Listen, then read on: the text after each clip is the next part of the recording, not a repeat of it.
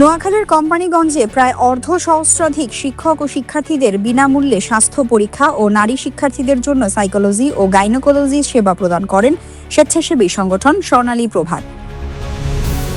রবিবার উপজেলার চরহাজারী ইউনিয়নের হাজারীহাট হাই স্কুল অ্যান্ড বিএম কলেজে সকাল থেকে দিনব্যাপী ইসলাম করিম ফাউন্ডেশনের সার্বিক তত্ত্বাবধানে প্রায় অর্ধসহস্রাধিক শিক্ষক ও শিক্ষার্থীদের এই সেবা প্রদান করা হয়। এছাড়াও স্বেচ্ছায় আগত স্থানীয় সেবা প্রত্যাশীদেরও প্রয়োজনীয় চেকআপ প্রদান করেন স্বর্ণালী প্রভাত। স্বর্ণালী প্রভাতের ফ্রি মেডিকেল ক্যাম্পে সেবা প্রত্যাশীদের blood grouping, diabetes grouping, pressure checking ও বিএমআই সেবা সহ যাবতীয় সেবা সম্পূর্ণ ফ্রিতে প্রদান করা হয়।